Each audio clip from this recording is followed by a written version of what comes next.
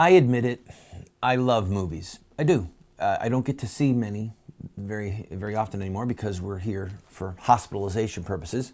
But I did make a point to go see Noah and Captain America. Let me just say it in a word. Captain America, good. Noah, bad. Noah, very bad. Don't waste your money seeing Noah if you haven't seen it yet. But if you want to go and see it and do your own critique of the movie, let me point out some things that I saw. Number one, the grave evils that the filmmakers tried to depict was that the world had become industrialized, that we were cruel to animals, that we were cutting down trees, we the human race. Not that the world was filled with corruption, like the scripture says, but that the people of the earth had become anti-earth. It was a maniacally earth-worshipy type of movie. And there were silhouettes of war. The one thing that they wanted to say was that God came against the human race because of the cruelty of man to man, and that cruelty was expressed in fratricides such as Cain killing Abel and in war, all right? But it was interesting what they didn't talk about. They didn't talk about sexual sins.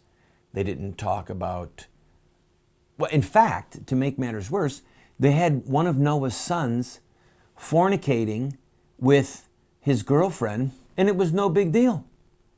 So I had the feeling that Hollywood wanted to say that Noah did in fact save the earth, but that the sins that God was punishing were not really the sins that we want to talk about. Let's talk about cutting down too many trees. Let's talk about cruelty to animals. Let's not talk about homosexuality. Let's not talk about fornication. Let's not talk about bestiality.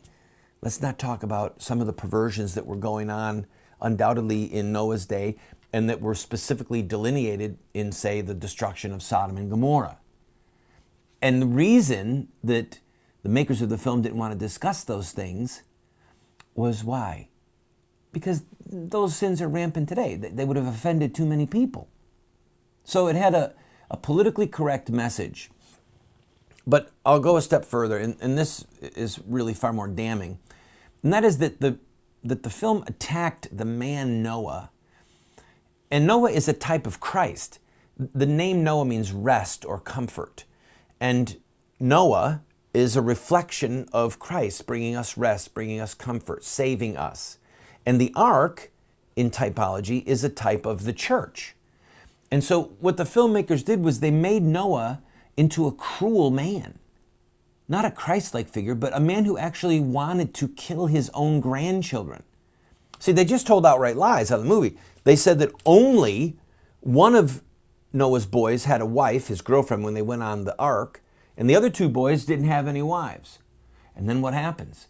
The girl gets pregnant and she has twin girls. So you're thinking, oh, well, that's who's going to be the wives. And Noah is so maniacally anti-man, anti-human, that he literally takes a dagger and he's about to murder his own two grandchildren because he wants to have the world be for just animals.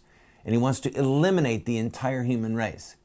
So by attacking the type that Noah represents, being a type of Christ, they actually attacked the gospel message. They attacked the church. And it was, in that light, it was absolutely disgusting. It really was. It made me very angry.